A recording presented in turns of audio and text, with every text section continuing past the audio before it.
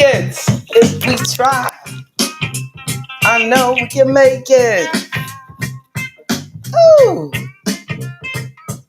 how's it going? Yes. Happy Wednesday. It's a fantastic day. Woo! Get it right. Thank you. I see you. I appreciate you. Yes. Make it better. And give that kindness. Yes. I know we can. Happy Home Day right back at you, Barbara. Deborah Mack. I'm sorry. I know I'm thinking about you, Barbara. Deborah. Yes. Thank you. We're going to do some history tonight. We'll put our smart hats on. We're going to go back and bring it forward. That history, do some black history. Yes, Queen Howard.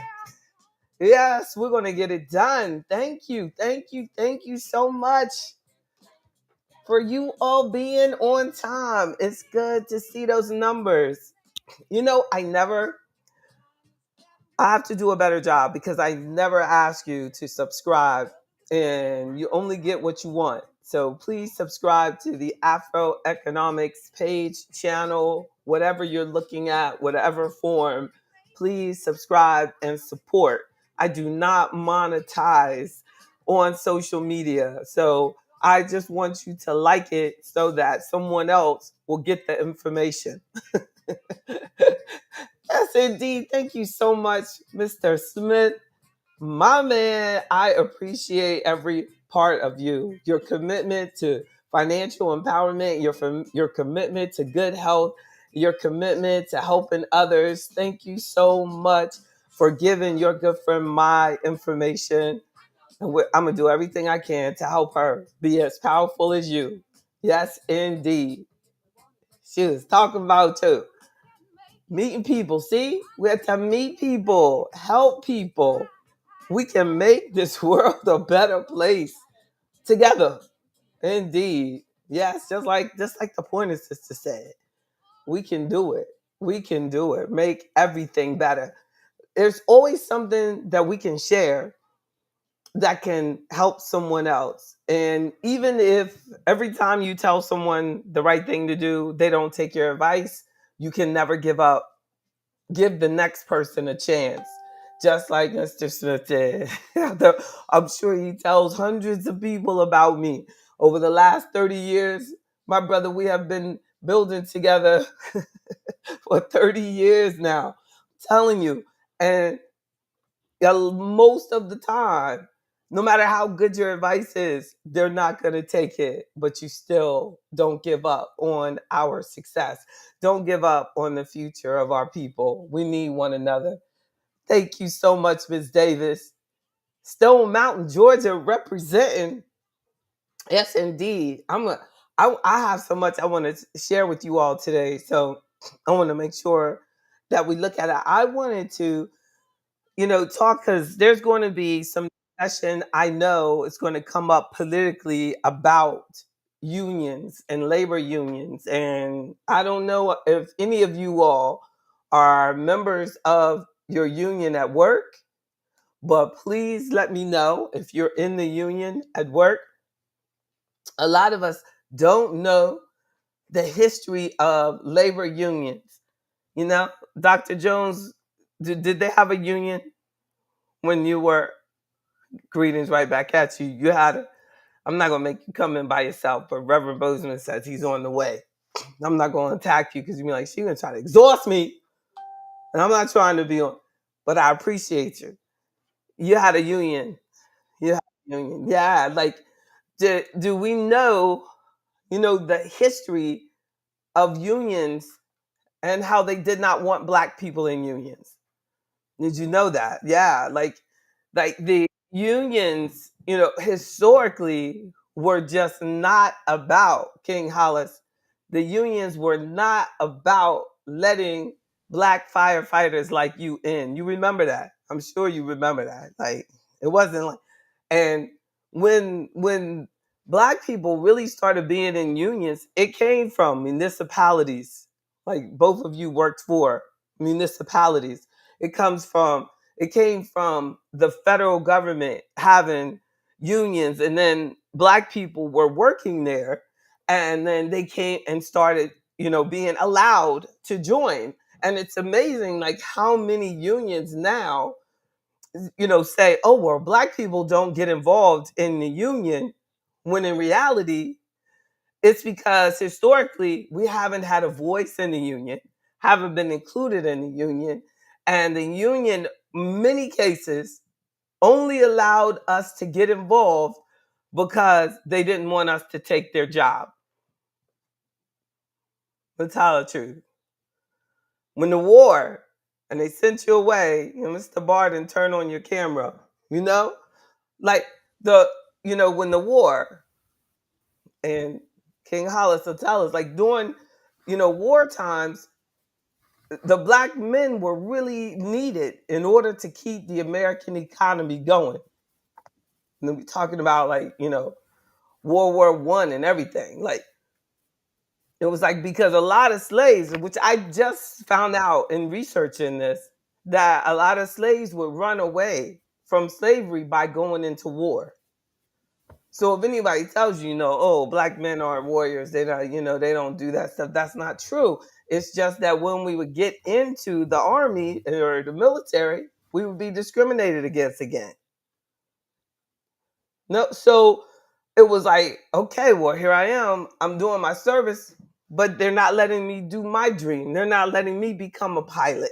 They're not letting me become an officer. They're not letting me become sergeant major. They're not letting me, so it wasn't a safe place for us. And what is amazing to me, or disappointing, is that there has been no adjustment.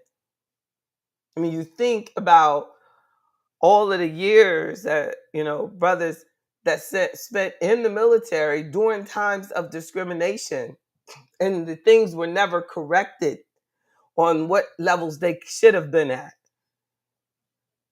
what the promotions that they should have received. So their pension and everything is incorrect if you've been discriminated against, like we were. So when we have politicians that say, I'm not going to do something directly for black people, they need to apologize for that. Because when you're talking about people that have been directly discriminated because they are black, of this reason, why should you do things to make things good for people that are discriminated because of their sexuality? Why should we honor that, which is honored? Even in the military, people who say that they're victims of their sexuality and they had to get out of the military and things like that, they're getting money for that discrimination. Are we getting money for discrimination? No. It would have been adjusted over your entire career. Everything would be adjusted. Anything, even Social Security would be adjusted. Everything. All compensation, when they know for a fact, we know for a fact the banks made us pay more interest when we were able to get a loan. Then we know for a fact that banks only let us live in a particular area. There was never an adjustment in the wealth because of redlining. Work was just like that. We're not going to allow people who clean houses to be included in Social Security. So what does that do? That means that the black women who are cleaning the houses worked for years and have no retirement because the employer, which was the white family, didn't have to put anything away for their Social Security, where all other jobs had it, except for jobs that were dominated by black labor. farm workers didn't give them Social Security. So now they say, well, black folks don't want to do that fruit. They don't want to do these jobs they're giving into people overseas. They don't want to, because our parents said you better not do that because you're not going to be taken care of correctly.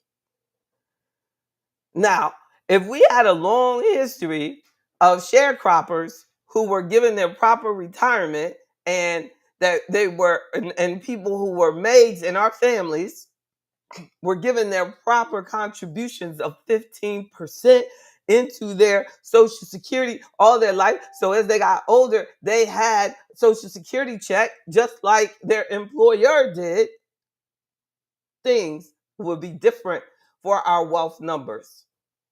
But yet we have politicians who think nothing special needs to be done for black people. We need whoever represents us, to step up and do their history. I was shocked to find out that in 1869, just few years, right? After the slavery is ending, the Colored National Labor Union was developed, led by black people, founded in 1869, CNLU, the first national labor organization in the United States to be led by African Americans. But yet, everybody only thinks about that one from the train, the guy from the train that started that union of people that worked on the train and all of that. That was in the 1900s. This 1800s. We have been trying and fighting to get our rights. The CNLU aimed to improve the economic and social conditions of African American workers, black workers, and advocated for equal rights and opportunities in the workforce. The Colored National Labor Union held its first convention in Washington, D.C. in 1869, December 1869. And there were other black labor organizations and trade unions already. They bring them all together. You won't even know about these. The convention focused on addressing racial discrimination in employment, unfair wages, and poor working conditions faced by black workers. Sound familiar? The majority of people who are paid the minimum wage that is not a livable wage are black people. But yet we accept that there should be no public policy that focuses on us. We're more likely to have a job that has no benefits. But yet we are at a loss when we think that we need to have public policy that focuses on us.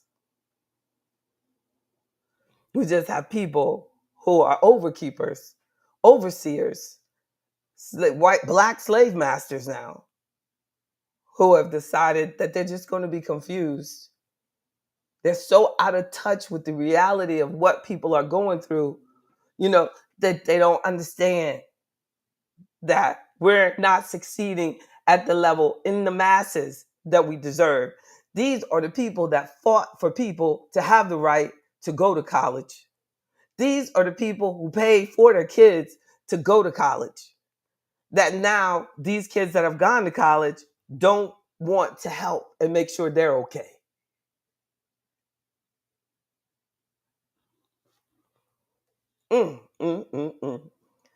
The Colored National Labor Union played a vital role in advocating for the rights of black workers during the Reconstruction era following the Civil War.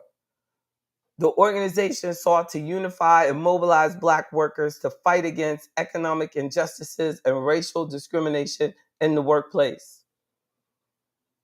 The Colored National Labor Union faced challenges and eventually dissolved in the 1870s. Its legacy as a pioneering organization in the history of black labor movements in the United States is significant. Mm. And then, so that's the late 1800s. And then we start moving over to this where I first saw it said 1918. Now I see 1903 within the US Department of Commerce under the President Theodore Roosevelt. It created the Division of Negro Economics because of the growing recognition of economic challenges faced by Blacks in this country. The primary purpose of the Division of Negro Economics, which to me I found mind blowing because of AfroEconomics. I knew nothing about this. That was crazy when I saw this. I was like, this is blowing my mind that we had Negro economics back then. The government. So, to all the Black people who don't know, the reason that we need to have Afro economics, I ain't think of it first.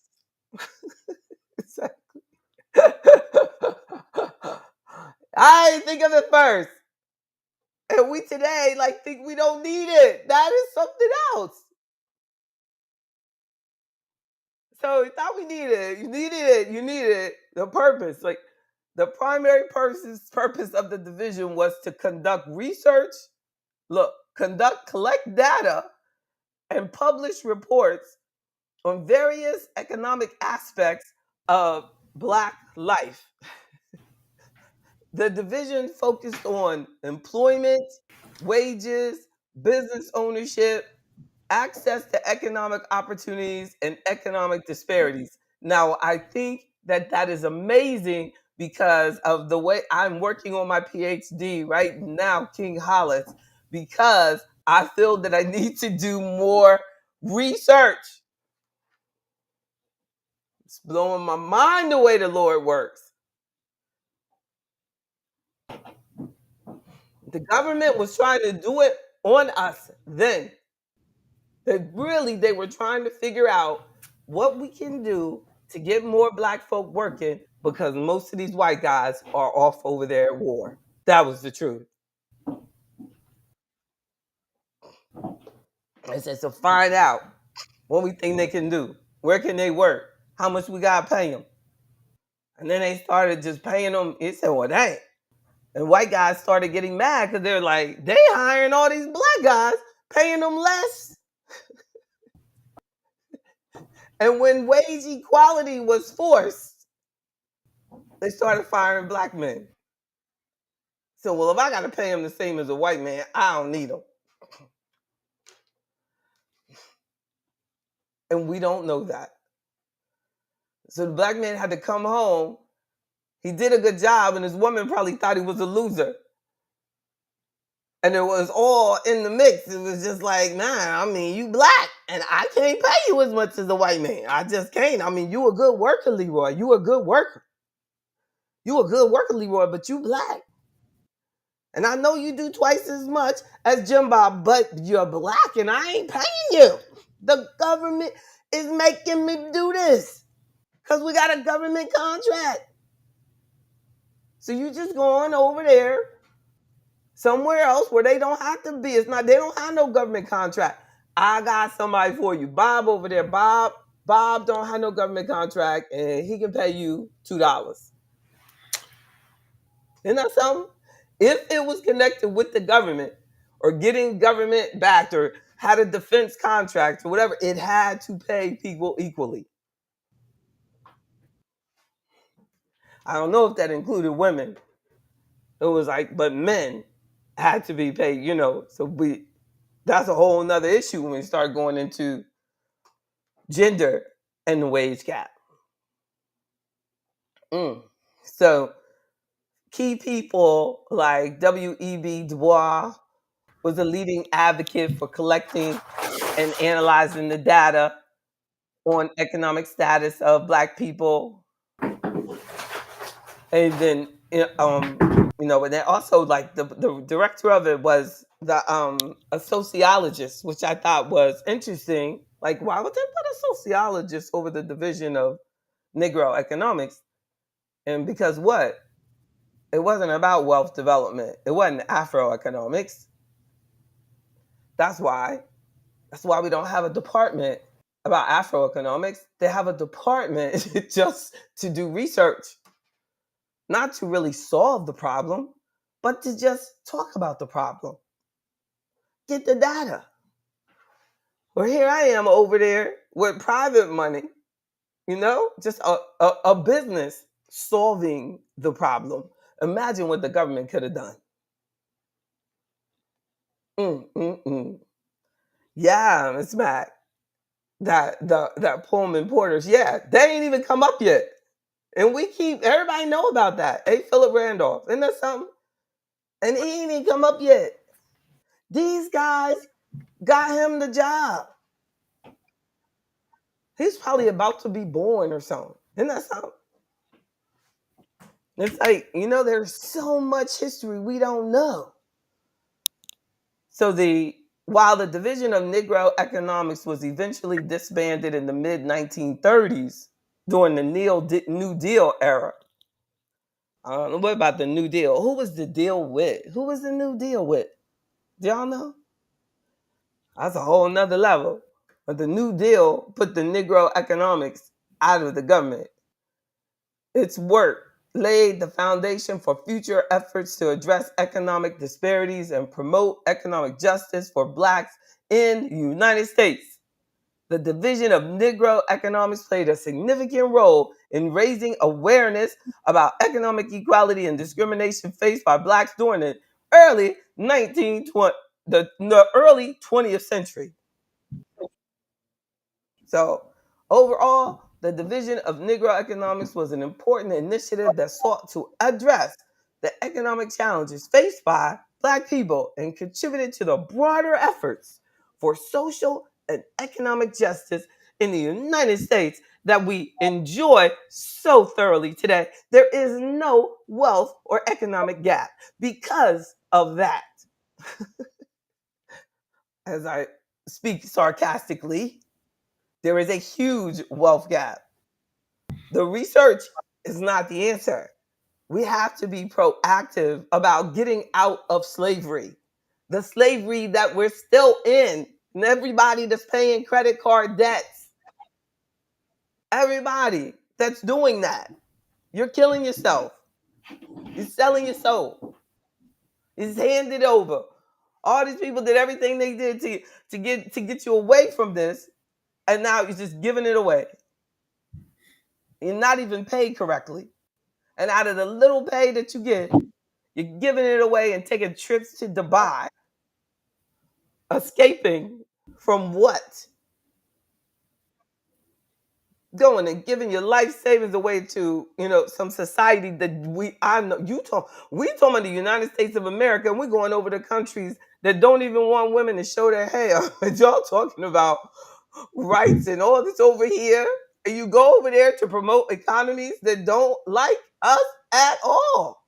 Isn't that something? That's True. funny. True. Right? Right? Exactly. But true. They look at us. They look at us coming in. They go, look at them Negroes running up in here. We got all the oil in the world. These Black people ain't got no natural resource. They ain't got nothing. All they did was work so that they can give it all back. Give it to me. Give it to me, baby. Baby, give it to me. And then just give it away. Lord. So in 1619, that's when we first came. 1739, there was something called the Stono Rebellion in South Carolina. That was one of the earliest slave uprisings. 1739. So if anybody tells you that like we were always excited about, being slaves, that's a lie.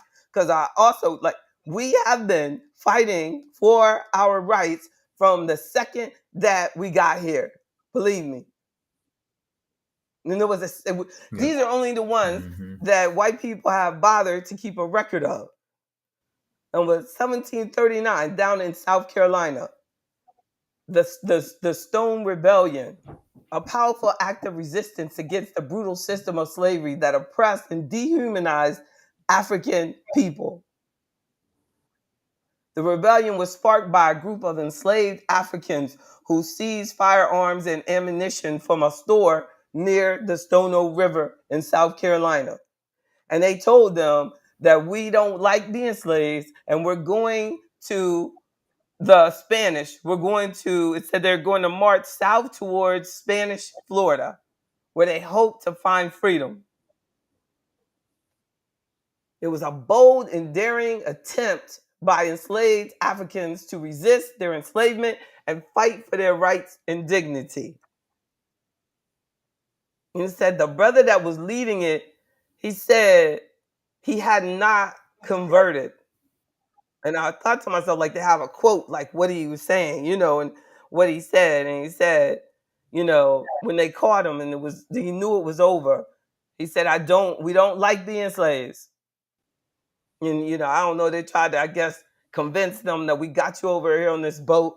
And, look at this. Look, we got all this stuff, and we're going to let you eat all the pig you want. And, why? I don't understand. And then the Africans said, no, we don't like it here.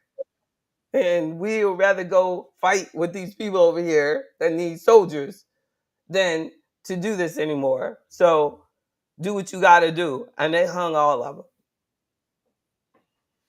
But with every one of these rebellions, they will tell you exactly what little ass number of white people they killed. They never tell you how many black people they killed. Even if we look up the Nat Turner one, it don't tell you how many black people they killed.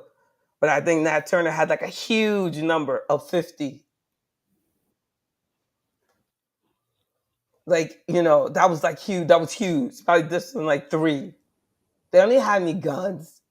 The guy, when they caught them, this guy, they said they had no guns, nothing. They just stole that, but it was gone by then. They surrendered and they still hung all of them. But we, unfortunately, are under this foolishness that we think that we're violent people. We're not violent people. We are peaceful people. When shoved in a corner, we say things like, I rebuke you in the name of Jesus.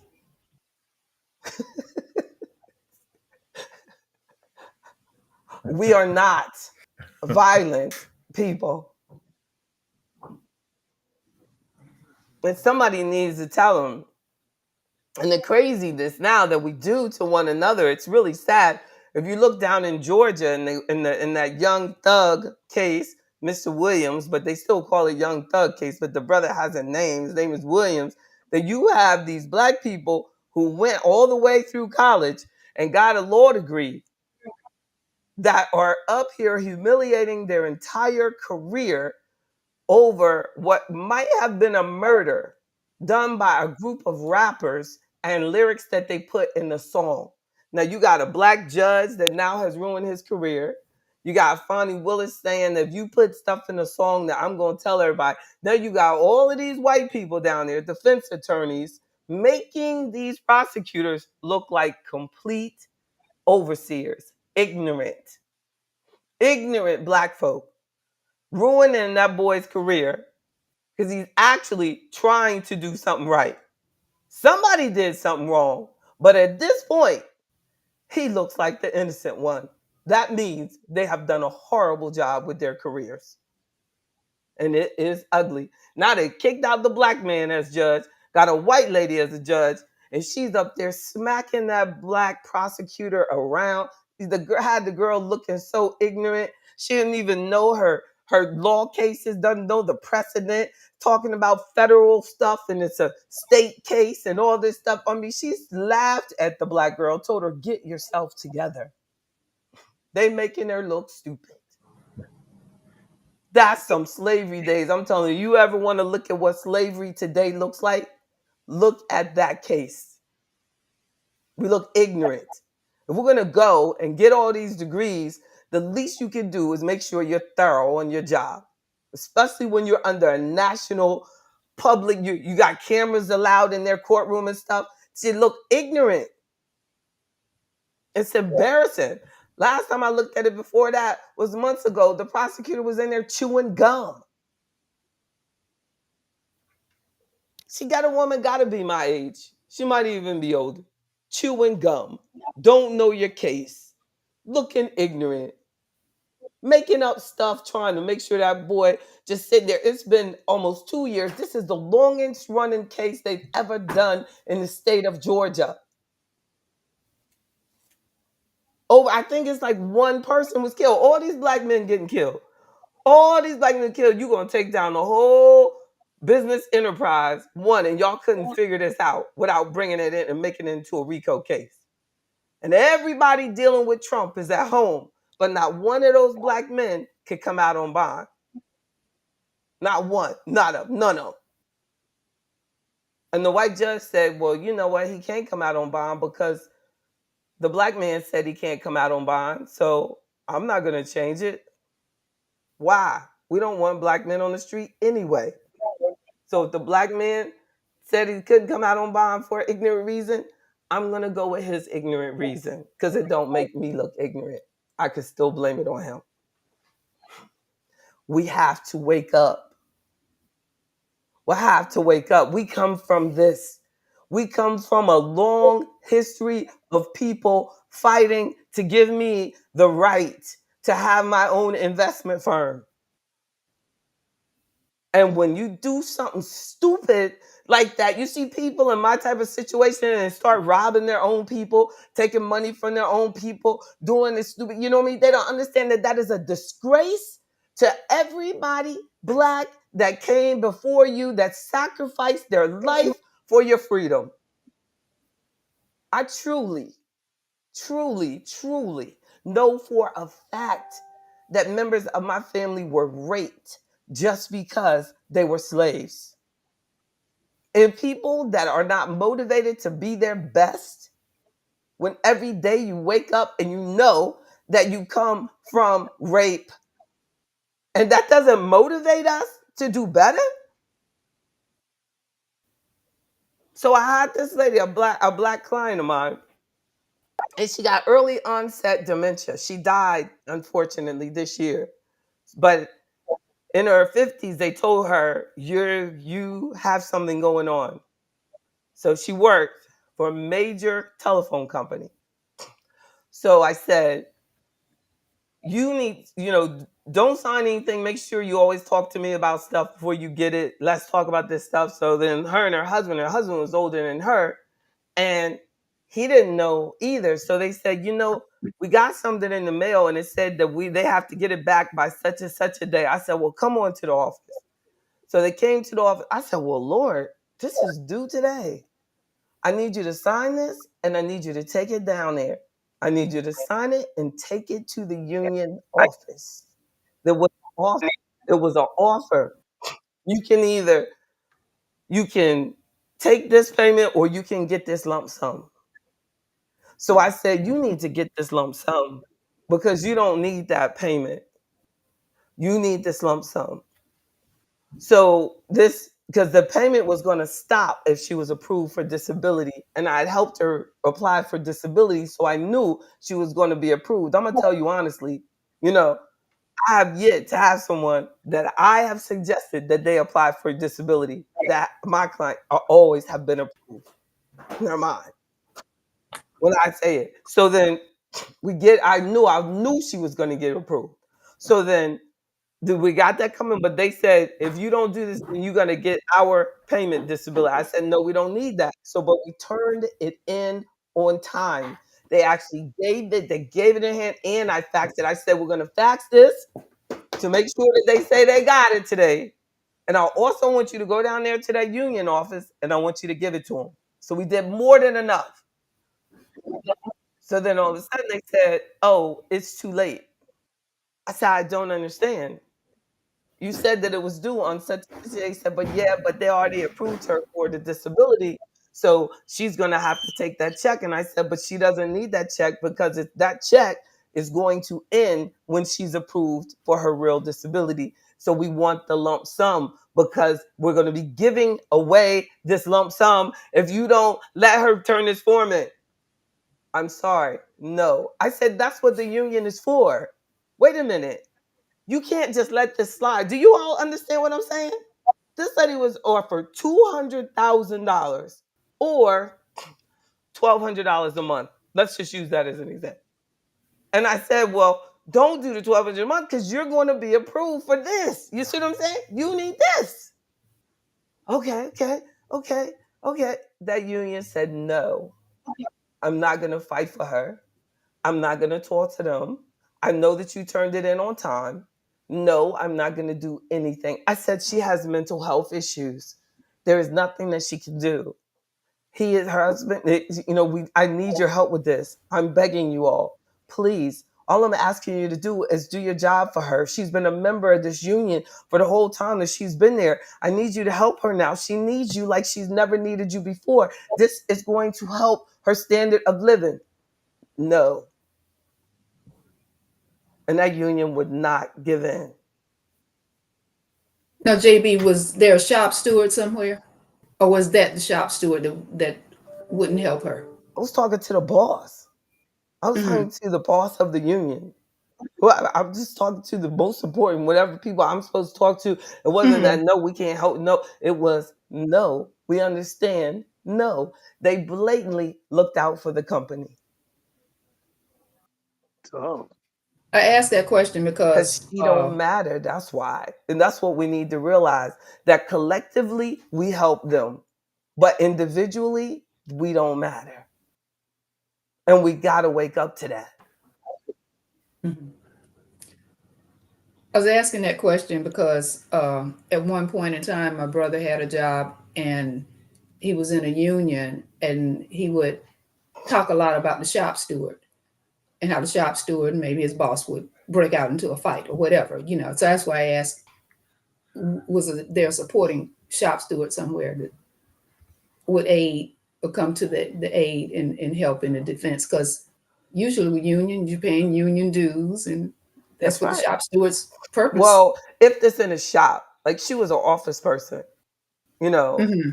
a shop is like more of a technical term, but they still have union for telecommunications workers, I mean, Hmm. communication workers of America, whatever, still you have a yeah, steward there too. Also, the person that's over whatever, that person is who I talk to and their boss. oh, so he was the Hmm. union president. Exactly. And the boss's boss. I was going to the president of the United States if they let me through. It was disgusting to see this woman not get that money. And because of the cognitive challenges, she really just did not understand how much she lost.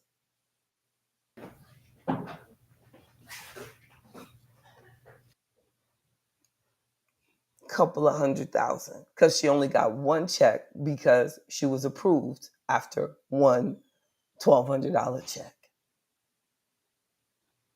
Just like I said. And then they immediately stopped it. That's sick. But when my brother It was, was one of my sickest days. But if you got like somebody with a drug problem or they're alcoholic or something like that, they'll make sure they keep their job. Cause what? You still a slave. Just get the hell in there. Do the job. Stop drinking. We're gonna send you to rehab. We're gonna so and so because you're here. But when you're talking about this is her damn money, she's been here 30 years. You asked her and you gave her an offer, and she can walk away with 100,000 or this, you know what I mean, check, and you know that insurance company is paying for the other one. They made sure she didn't get paid. They didn't expect her to get nobody like me involved anyway. That caught them off guard. You freaking know that when they did that to her, that gave them budget to do it for somebody else they knew. they said we only have a certain amount of budget each time, and so, and she was, but she responded on time. Now, if you were expecting her not to accept it, that's what you're saying to me, because you didn't think she knew any better.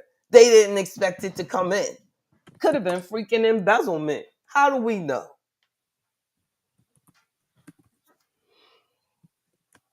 Yes, they don't care, Dr. Jones. They don't care. I don't care. So whatever, it goes to them. Even, I mean, I've seen it 1,000 times.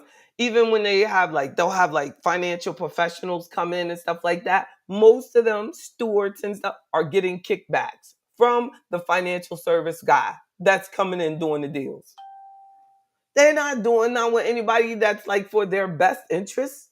They don't try to do anything to make sure that it's a registered investment advisor and they have a good product. You know what I'm saying? And they're looking out and they're legally like I'm responsible for their best interest. No, they paying people with products, Aflac, and all this stuff. You know what I mean? Coming in. Not let me say, you know what? We're going to keep our hands out of this. No, they put their hand right up in it. Who's getting paid the most has the most to share with them. And it's sad, but it goes back to the beginning of time. That's why being president of the union, head of a union, is such a good position to be in, because they get access to all those opportunities. Mm, mm, mm, mm. No, so some of the ways that I think that when we're in unions, we need to make sure that we know exactly every service that union is supposed to provide for you, and understand that they're not looking out for your own interests individually. Now, as a group, okay, if y'all want to, I mean, I can't even promise you that they're looking out for the group as well as they should be. I mean, I'm sure if you're in it, you've noticed that. You noticed it. That it's like they go in and corporate says, no, we can't do that. And they don't do anything about it. They don't care about someone that can't take care of their own self, their own best interests, then there's no way that you just, that there's that attitude. You have to figure out, like, who the only person who's going to look out for you is you. And we have to start being smarter about how we protect ourselves and our families. I wanted to look at, like, historically, what are the things that we did to stand up for ourselves, in addition to, these unions that are created now, and, but what did we used to do traditionally? Like, when according to research, enslaved people would engage in subtle acts of defiance every day. Every day. They would control how they did their work. They would break things that were needed. They would pretend like they didn't understand because they were enslaved.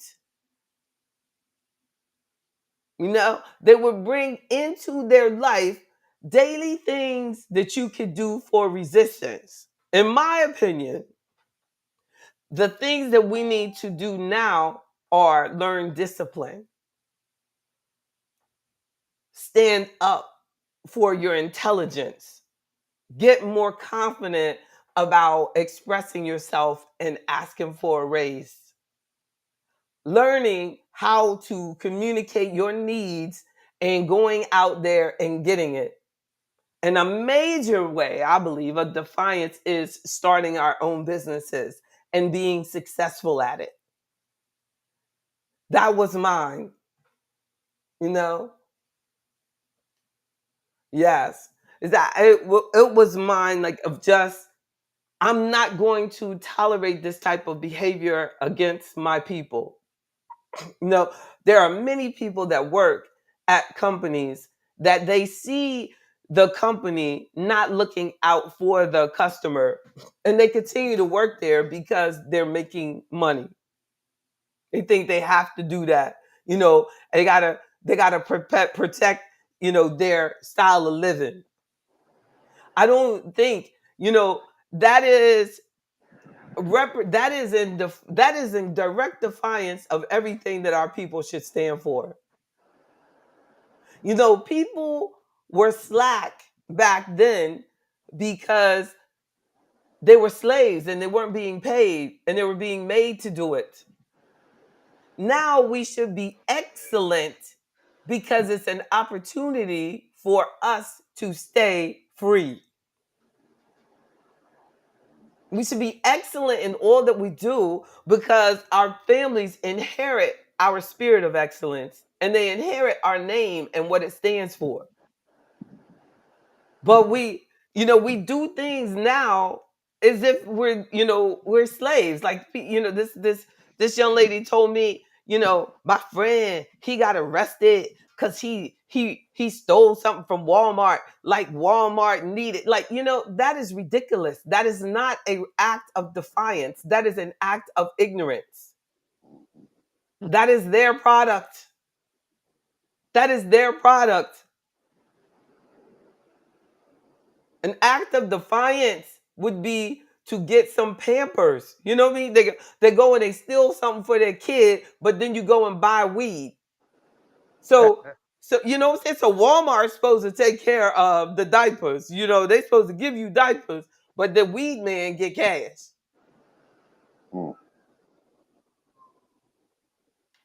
We have to start standing up for everything that we represent.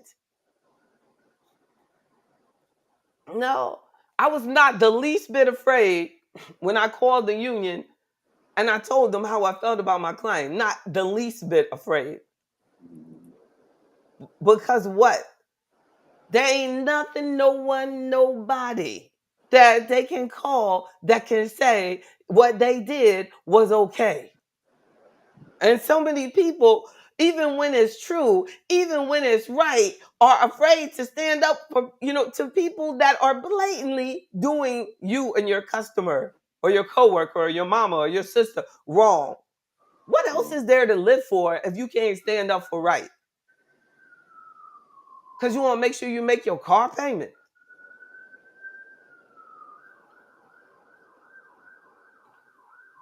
They used to, run away. But at the same time, as some people were running away, like Harriet Tubman said, there were some people who insisted on staying. They're like, what are you talking about? I like Massa. That's what I feel. You know what I'm saying? Massa good to me. Yeah. Massa good to me. I don't know what you want me run through that woods. And you want me run through the woods and stuff like that. And when I'm going to sleep on the ground, I'm going to sleep on the ground. Girl, I got me a cot. I got a cot back there. And that's what we're doing when you settle.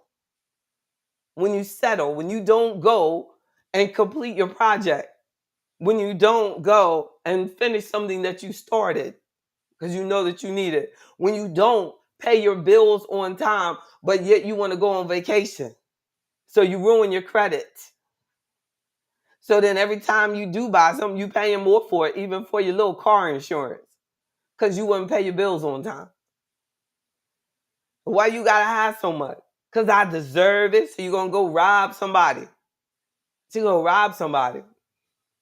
Yes, and there's so many different ways of robbing somebody. So most people that rob people don't hit people over the head. Most people that rob people are the ones when you borrow money from your cousin and you don't pay them back, you rob them. When you borrow money, from your friend and you rob them. They don't want to think about it, but you might as well have hit them over the head and took the money because you promised them that you were going to pay them back.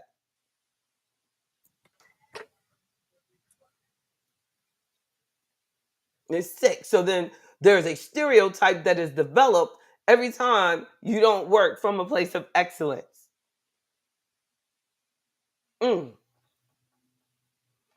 We were, historically, we focused on building as a community, and we realized why it was important to be there for each other as a community. And it reminded us that we're humans. That reminded us that there is good here. There's good in us. There's always, bad, but you all in AfroEconomics remind me of my life's purpose: to do good, to do better, to keep going, to do more. And historically, being intelligent, now wasn't it, King Hollis? A Black person being intelligent was an act of rebellion. Tell the truth. Exactly. Tell the truth. Exactly. They didn't want you to know anything. You ain't going to court looking like them girls. Do you think Thurgood Marshall looked like that lady in Fulton County and the judge is laughing at her because she don't know the state code? Do you think, where would we be if Thurgood Marshall was like that? They never made it.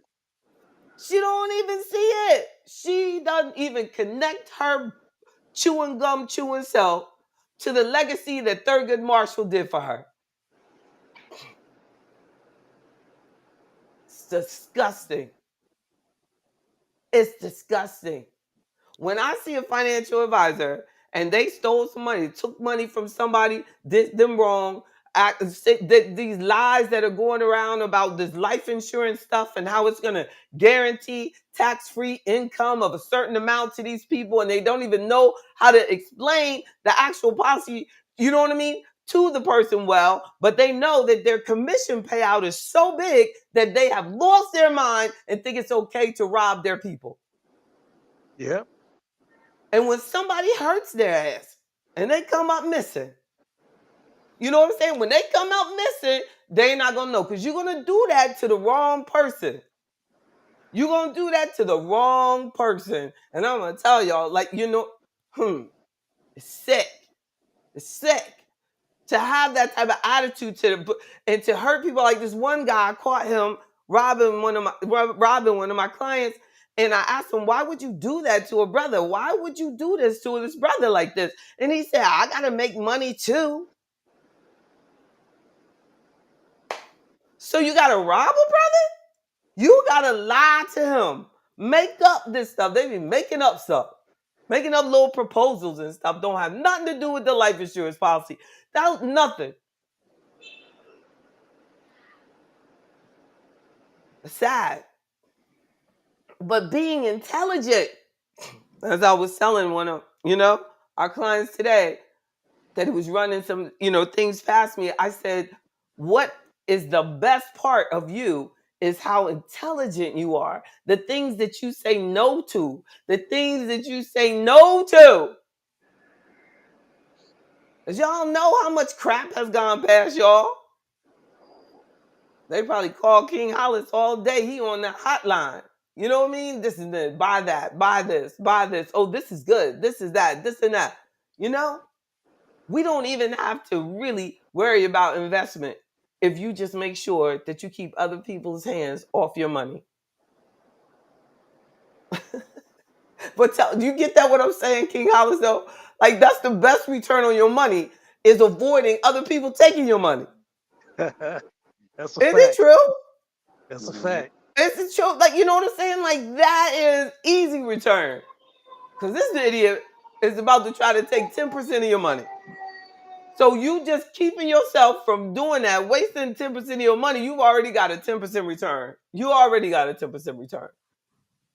Because that is the biggest threat to my clients, really, is the stuff that they do that is totally, totally out of alignment. Totally some get-rich-quick scheme. Totally something that nobody else knows about, not even regulators, right? You in trouble. They got this hot idea. But our act of rebellion is being intelligent, knowing when something is legit, knowing that you deserve a license. Well, I might get 10 clicks. I'm licensed, regulated advisor. They listen to every word I say. I could get in trouble by saying something that's wrong. But what do? You go to somebody who's not licensed, not regulated, nobody cares what they say, and they got about 1,000 subscribers. I mean, 100,000, a million, 2 million subscribers. And they go, click here and buy some of my units of blah blah blah, whatever. You know what I'm saying? And they're doing some, and then when it busts up, they have already made enough money to shut it down. All they gotta do is if they can get 10% of a million to be stupid, they set. Our act of rebellion now has to be intelligent, not educated. Because I'm telling you, some of the dumbest people I know, and I'm going to say it, I got to look right in the comments. Some of the dumbest people I know have the most education. I So don't, concur. oh my God. So y'all don't get confused. I concur. I'm not talking about education. When I say intelligence, I'm not talking about degrees because we can just buy those. Shoot, I'm going to have me a PhD soon just from pure perseverance, not intelligence. Pure perseverance and nothing else to do. Okay? That don't make me intelligent. What makes me intelligent is how I use the knowledge that I have. Because I'm going to tell you, everything that I do, I could do right out of freaking high school. I'm a grinder. I work. But y'all black folk are so damn impressed with degrees that they can get away with anything with that. When we should be looking at character. We're sitting there looking at what sorority or fraternity they in. You know what I'm saying? And what degree they got and this and that. Not, you know what I mean? This girl been in business 30 freaking years. Oh, let me look her up. You know, it's like, oh my God, oh my goodness. Oh Lord. No, that don't matter. Somebody pop up, they got more degrees than me, you gone. Bah! Intelligence. That's what we need. As an act, it is a freaking act of rebellion still today. For us to be smart enough to know what is legit and what is not. Oh my goodness. It's an attack. People, you want to get somebody mad at you? Be intelligent. You ain't go to Harvard. I remember this lady boy, she came to Richmond and she had gone to Harvard Business School. And she had these doll babies. Now, I've been there forever, started my business. They know, this and that. That lady came out of nowhere, had a Harvard business, went to Harvard. Went up there, they made her a keynote speaker for entrepreneurship. It was like the keynote speaker, because she went to Harvard Business School. And she said on the podium, Walmart got mad at me because the dolls weren't at the store on time. She said this to the whole. Now, this woman was older than me. She's probably about 80-something years old now. She said Walmart got mad at me because I didn't have my dolls to the store on time. And acted like that was a racist, like Walmart was being racist because she didn't have her black dolls. She didn't have her black dolls on time to the store. Do you understand how much progress you are breaking? I said, this lady ain't no fucking way. She gonna be in business in a couple of years. She did not understand what she was doing and what she was saying. I don't care how many degrees, lady, you have. You were stupid. Sure enough, went to the black bank. They gave her every loan that she could ask for because she got them black baby dolls and she went to Harvard. Put the bank out of business.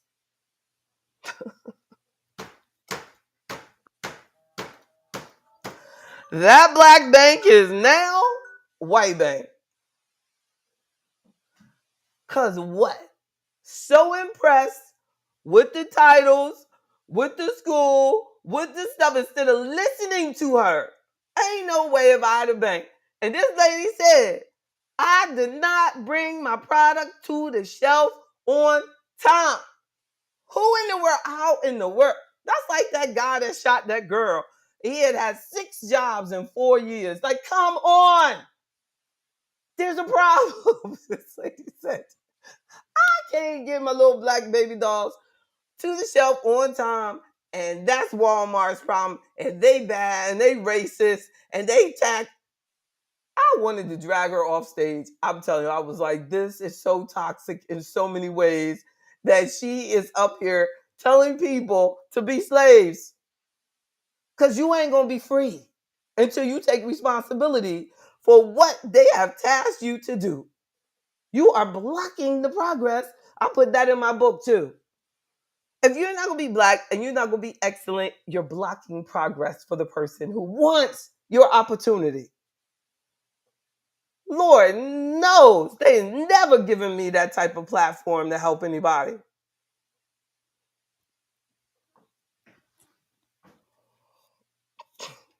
And they definitely wouldn't have given me no loan. I've been in business 30 years. There ain't no black or white bank giving me no loan. Thank God. I own 100%. God is my partner. As a matter of fact, he the boss. He is it. That is the grace of God. So don't let nobody lie to you and tell you you got to be owned by the bank or you got to get a government loan, you got to get a bank loan and all of that. You know what I'm saying? I ain't got no loan. I ain't got no loan on my damn car. I own my stuff. We don't have to be owned. Own it. So, y'all got anything to share? That's all I want to say. That's all I want to say. I'm done. We need it. Oh my goodness. I Well, hope y'all can feel it. You feel what I'm saying? I feel exactly what you're saying. Mm, mm, mm.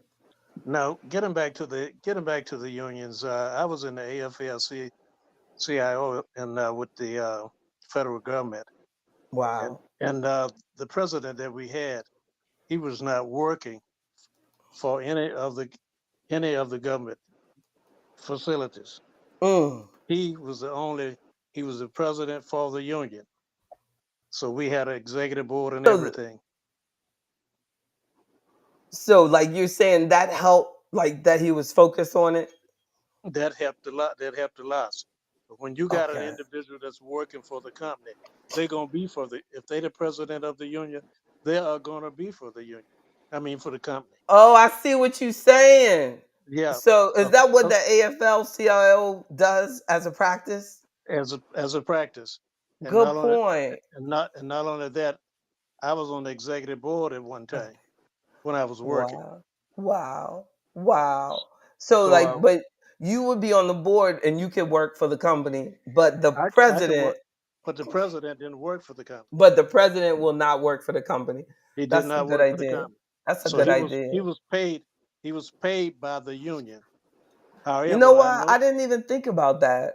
however Like, there are yeah. there are times that you may have an individual that will be fed money from the companies in order for them to have things turned their way. That's right. I mean, I But, truly believe it with that lady that that company, they knew that they were going to be looking good. Like, and maybe even they could keep the money if well, they well didn't now let her, if they didn't well let her now get it.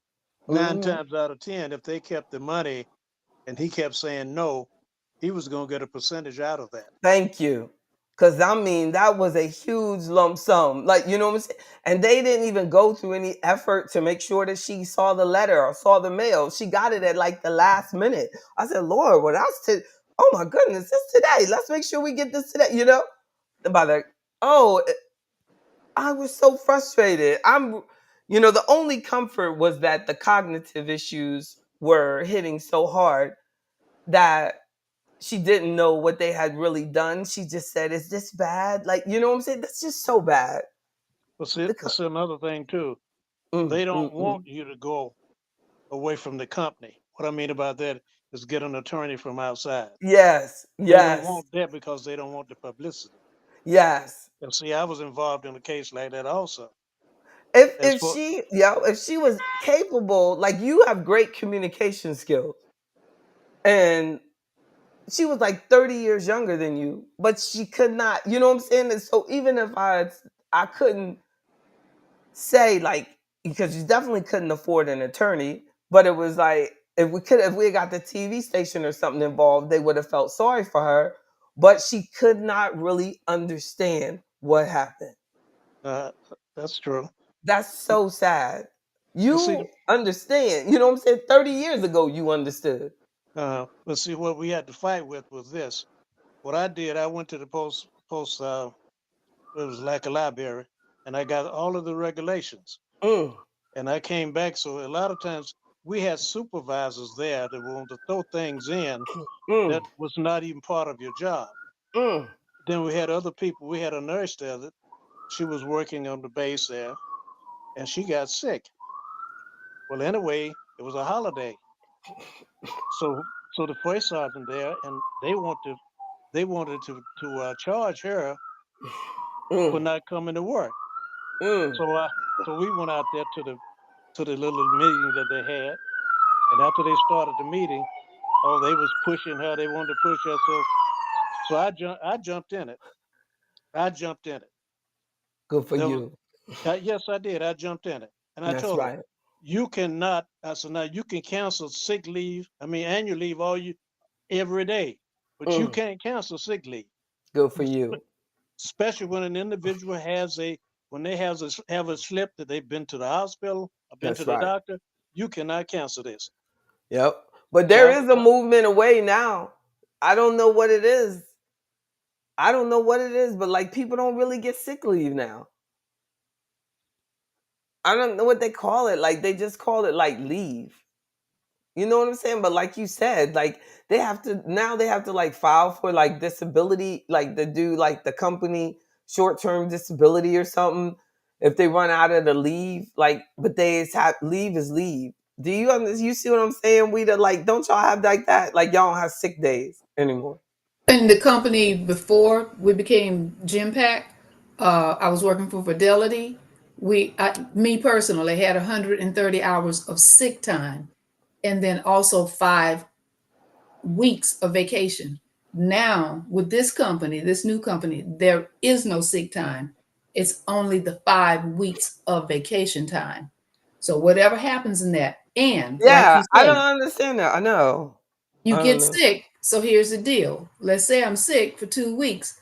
I have to go under short term disability Mhm. with note from the doctor and all of that.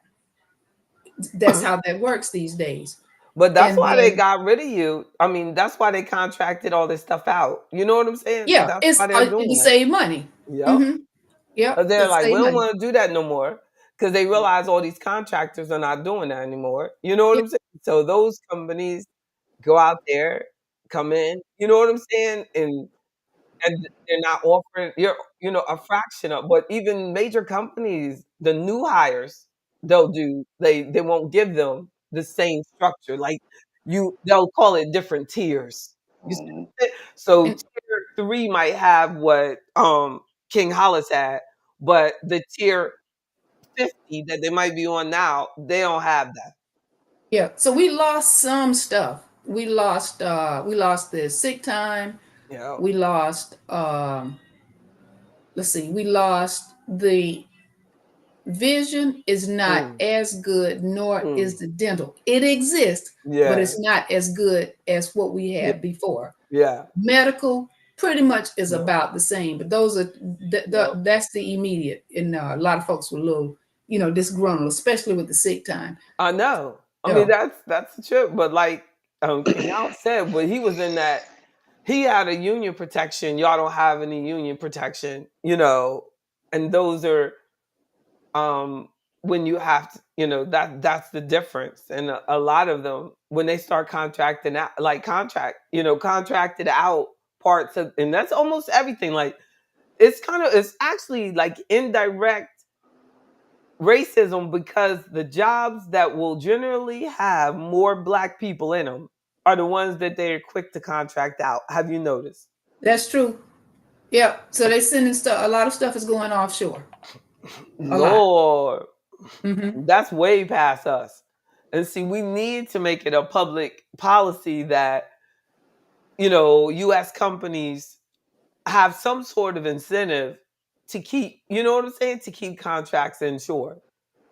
See, I mean, because Yeah. those people that bought out that contract, they're not considered a U.S. company. No, it's an That company, India-based yeah. company. Even though they really are American based, it's a trick. See, you know what I'm saying? Because we know the company that actually created them was huge, Fortune 500.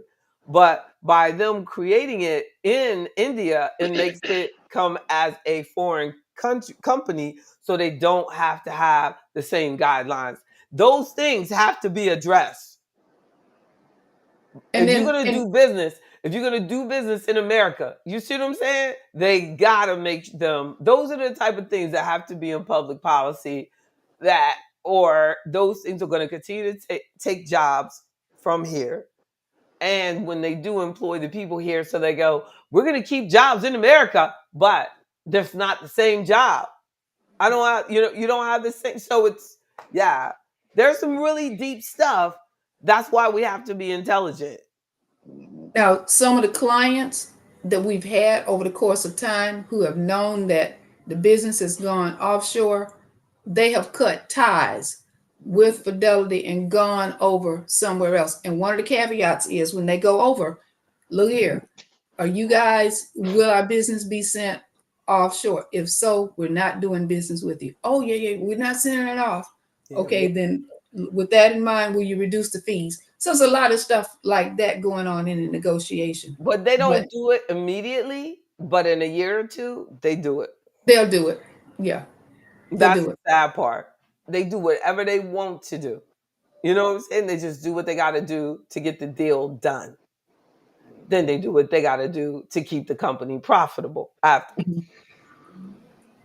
They could take a couple years of losses because of that, but then after that, it's like, okay, we got to cut this stuff over and over. You can see this stuff going on all over corporate, even in the government, even in the United States federal government. They'll have one client, he said that in his group of 10, he's the only one that's a real federal government employee. Everybody else is a contractor out Yeah. of his group of 10. Right. That's something. So that means like we have to have individual responsibility of talking to someone like me about how do I build my own future? How do I build my own pension? How do I build my own, we're gonna have to do these things on our own. And we can do this. But you have to start as early as possible and it'll be a lot easier. But we're gonna have to take everything every day, every check, take it seriously, avoid unnecessary debt. No, stay healthy, especially your mind. You know what we're talking about? Like a lot of this stuff kills brain cells that people are doing now. Just because it's legal don't mean we got to do it. Don't stress out. And then, a big stressor is financial debt. If you don't, don't go into unnecessary debt, it's going to keep your cortisol levels lower because you're not going to be stressing all the time. Going to keep your blood pressure down. Going to keep you in a healthier state. You're going to go to sleep. You're going to make better choices. All of it goes together. That's intelligence. That ain't stuff that they teach us in school. That's intelligence, life choices, discipline. We got this. Like we have so many forms of entertainment, but when we look at it ourselves, like historically, they didn't, Booker T. Washington didn't have as much stuff to have to worry about, as all these options that we have on what to finance and what to do and all this different stuff that we could do with our money.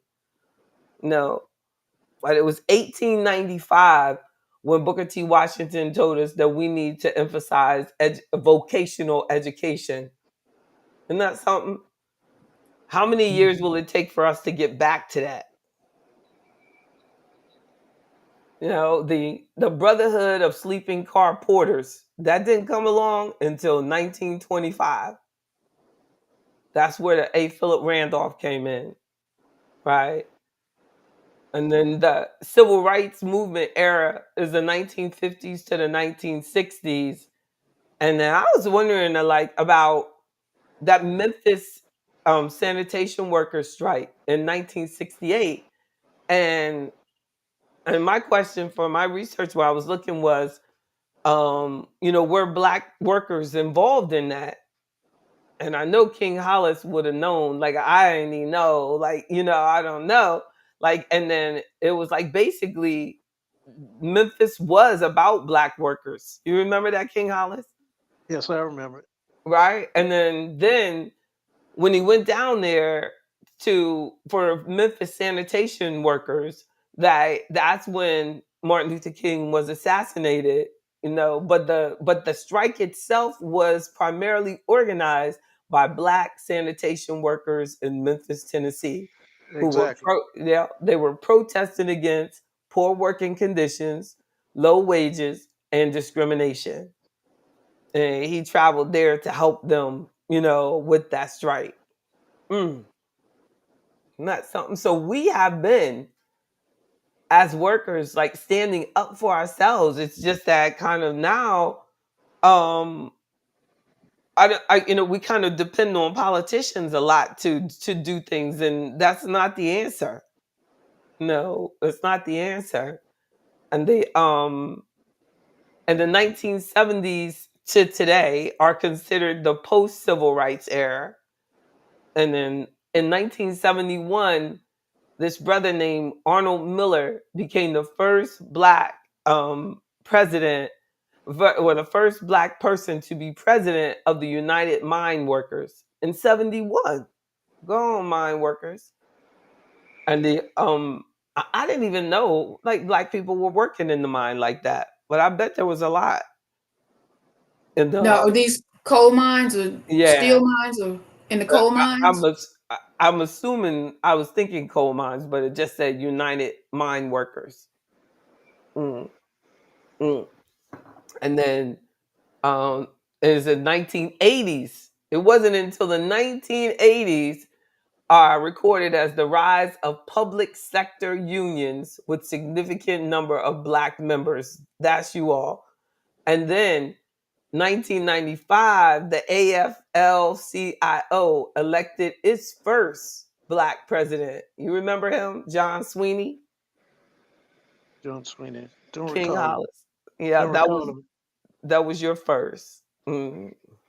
And then 2020, they put that down as the Black Lives Matter protest sparks renewed focus on racial justice and equity in all sectors, including labor unions. I didn't recognize Black Lives Matter protests as part of that, but you know, it's to be recognized as supporting unions. Well, they also have an organization called BIG. I'm sure some people Mm. have heard of that. In The the in Blacks the in Government. yeah, blacks in government. I've spoken for them before. They Right. used to be more active, They did. but Yeah. I've spoken for several of their chapters.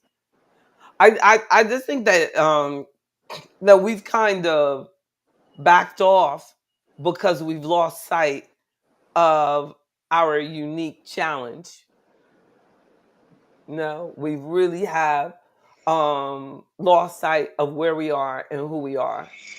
And because every day and the Ku Klux Klan don't run the street and stuff like that, like you don't really see um the challenges that I see, like I was saying about, um but yet when it comes to crime, all of a sudden we have this black consciousness. So we don't realize that if you feel like that in in the judicial system, and that in police officers, you think that they feel this way, like you don't think that other people feel that way, in other situations, like that, maybe these things like are make it slower for you to get a raise. Maybe you're not getting,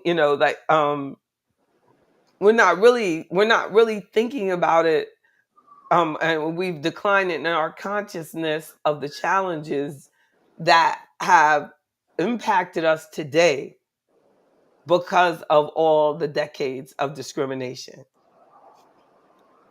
Why are wages for Black people still lower? Especially, like Black women don't realize how much lower their wages are, than white women. And Black women are very highly educated. So again, it becomes that, though education means a lot to us, does it really mean anything to the people that you're working for? No. Like, because I work for Black folk. So if it means to Black folk, then I'm good. But most of people don't work for Black people. So we're not in touch with what is really important for them. And there was one, like, there's the school board, the director, no, the superintendent for Richmond, Virginia, was hired, and he didn't have a doctorate. So these people were complaining that, I can't believe they hired this white guy. He don't even have no doctorate and this and that. And I said, but who told you all that a doctorate was required? Like, we make up these rules, you know what I'm saying? So then we expect them to live by these rules that we created. They don't have to live by them rules that we created for each other. No, that's not. That's not like at University of Virginia, it's understood that everybody has a PhD. So you want to impress them, you got to do research. You got to have books. You got to have lots and lots and lots of research and your own writings and your own publications and your own so and so. You go to our schools, unfortunately, it's like acceptable to have all of these professors who haven't done their own research, who haven't written their own books, who don't have their own thoughts. Education was supposed to be about being able to study under people like what we're doing, exchanging, giving ideas back together. That's the way it was developed for. Like, if you look at the grounds of University of Virginia, when Thomas Jefferson started the university, it was supposed to be small, intimate conversations between these white men with each other. It was an elite experience. That's what we're doing. We're being intelligent. We're getting an education. But what people do now, what so many people are doing, they just go to school and take tests. The answer is either A, B, C, or D. That ain't intelligence. That's education. Life ain't no A, B, C, or D. Wealth is not A, B, C, or D. Often the answer is none of the above. Isn't that the truth? My mic wasn't working. Can you hear me now, JB? Yes, baby. Okay. Okay. Yep. Um, Interesting stuff about the unions. Okay. My experience with the union was not pretty, but without going into detail, they they they fucked me, but they are still paying me, and they're That's gonna right. have to continue to pay me. That's And right. then when they start finish paying me this portion, they're gonna have to give me my retirement as well. That's right. I get that over and over. You don't know how many members that we have that have been effed by their employer, especially when there's an injury involved. I See, mean, and only my injury was real, and they asked me for all my medical information. man, all You understand? injuries are real. You can't make And it I away. gave them everything. I gave them shit they didn't even need, JB. Yep, yep. Doesn't matter. I had one person injured in DC, and his job still follows him around. Still, Mm. like, I mean, he's been away from the job. Like, he's a Social Security aides now. Everything is, they've been following him around. He feels like they follow. See, they've just been they messed him up, feeling like they following you around. For 30 years. when they really should have given him a settlement, like, and they wouldn't. They refused to give him the settlement. So they just like basically want him to die. And that's why I told him, I was like, they just want you to die. Yeah, yeah. So they just keep holding it out. Yeah. It's But as long so as they pay inappropriate. me, they can hold it. As long as they pay Amen. me, they can hold it. They can hold Amen. it. Amen. It's sick. The stuff I've seen will make you sick. And I can't believe that it's legal. Well, I wouldn't really say it's legal. Like I'll give you a perfect example. I was dating this woman on the job, and she had got sick, and her son was coming into the job.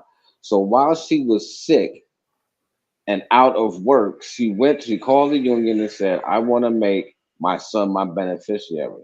They said, Mm. well, why don't you wait and see what your doctor say? She died. Yep. And that's sick. So they And that's kept the sick. money. And They that's sick. kept the fucking money. And that's sick. Hmm. And that's Yeah. sick. And that's sick before she can get it done. Even though they know she made that request, you know what I'm saying? It doesn't matter. It went right back into the pot. Right back And into the pot. I've had people who they became I've known people who have become disabled and the company switched like service providers, like go from Fidelity to Empower or something like that. Right, right, And right. so they lost all the beneficiary info. So Hmm. if that person dies right then, they got to go through all the estate stuff. You know what I'm saying? And everything. It doesn't even have anything to do with their instructions. They don't even go and try to find what they had with the other person. It's Right. just that they died and we lost all the data. We lost everything. We can't Hmm. find And nothing they now. act like that person that was there 30 some years never had any beneficiary. Yeah. I don't know. I thought Reverend Bozeman is talking. We're doing good night to you, sister. Reverend Bozeman is talking, but I don't know, he didn't come in. But it was saying that union actually, yeah, we mentioned that. Like I've had some clients that I know should have been fired, and the union stuck up for them. You know what I mean? And they were able to keep the job. No, so they'll do that. They'll do that. Exactly, But exactly, but when exactly. it comes to money, when it But comes when to it comes real to money, cash, I know that's right. yeah, yeah, All of a sudden, they ain't got no power. yeah. That's what I said. They'll keep us as a slave, but And as I far also as say you this: being they will able to stick buy up your for you. freedom, no. Yeah. My I'll goodness. also say this: they will stick up for you, especially if you are in that clique. I know that's right. But me That's right. And being the lone wolf that's right. and speaking the truth, That's that right. now That's they wasn't right. gonna stick up for me like That's that. right. You know what Right. I'm saying? Yeah. Right. They Right. wasn't gonna stick up for me like that. Exactly. It's really sad. Like it's so true. It's all in who you know in so Yeah, many capacities, yeah, isn't it? yeah. It's so in so many. Wow. That's why I'm glad I know you now. That's right. I know you. I don't know if you could see that, Reverend Bozeman, but I sent that out there. That's right. I know you in the right click now. But that's why I feel Right. like that Afroeconomics is so needed because like if something were to happen and like King Hollis is not done correctly, we need to be collectively as a unit, you know what I'm saying? Our voice recognized Mhm. that, hey, Afroeconomics from our consumer advocacy point of view, this is inappropriate. You know what I Yeah. mean? The name has to say things. It should shake them, Mhm. and that's only from us supporting it. We have to support it. Yeah. How you doing, Reverend Bozeman? I see you. I'm doing well. I'm doing well. Right. Exactly. All you had to do was say something. He said he couldn't get in. Like, yeah, that thing will. I didn't even think about that. I would have to say that it starts late in order for the event to stay open. Look, it's like a white software. It's look, 8 o'clock. Registration is done. I mean, One like, point, though, look. uh, I was once a union negotiator and a union rep. And one of the things that I tried to get the people to do that were in my union was be up to date on the union rules on the Right. MOU. Mm. Uh, the ones who read the MOU, the memorandum of understanding, Oh, okay. the ones who read it and paid attention to it were functioning much better because they knew the ins and outs of what was coming at them. That's right. The ones who didn't read it were the ones who got in trouble, Mm. and I tried to protect them, but they sometimes, because of their ignorance, were I was unable to help them. Mhm. And So then they need the point is you need mm, to be aware of what the rules are, what the contract says, Mhm. and if you do, it will protect you. so you're saying like you need to know what the employer expects of you. Yeah, And every different position will have a different MOU. yeah, Is that what you're saying? Okay. So when the union looks up for someone, then they're trying to the then when the union is actually looking up for someone, then they're going to look at your MOU and see if you did, what you were yeah, supposed to do. exactly. Like I had this lady that all her and her coworkers were all robbed. It was a coworker that was taking out their IDs out of the cubby. Oh, okay. And so the lady got an attorney and said that she should not have had access to their wallets so that Mhm. the company couldn't fire her That's a for good point. stealing people's identity. Isn't that something? Mm. Because so they had to then put everybody's wallet and purse, away. And that they were like some like the company somehow like she had just the union decided that it was what I mean, not that she had to pay back the victims, but it was that she was a victim herself too. Oh wow. They work for who they want to work for. Well, could Yes, well indeed. those people that lost money, well, isn't it possible that they could have taken that person to court? If the if they could they have taken. The person that was accused of taking the money. Oh, I know. I think they would have had to sue them individually, maybe, Yeah, and but because they worked there, they yeah, couldn't but do that. what do you That's mean they not, couldn't do that? That's an individual crime. I know, right? But there Yeah, was but some of it, they even were though like, but the job was even though like, it yep, happened, even though it happened there at the company, yep, you can still file a suit against that person individually. yes. That's true. That's It true. should have been criminal Good against to that see you, person. Mr. Hollis. Good to Yes, see you also. indeed. How It's you the doing? king, the I'm king, doing well. King Hollis. That's King Hollis. That's right. And they I know, and I don't know if they I don't think that the employees ever sued the person individually, but they were like in shock that she was able to keep her job, after doing that. But I don't know, like somehow they probably had to do something like but I never followed up on it, but they were just like shocked that the union had made sure that she was treated like a victim also, and Well, that see, because of see, that they all had to have locked up things and all this uh, stuff. see, they could have taken up the civil code. See, Yeah, and the only reason the civil code, don't is you because of can bring money. up a lot. You can bring up a lot of things other than taking them to another court. Yeah, That's exactly. right.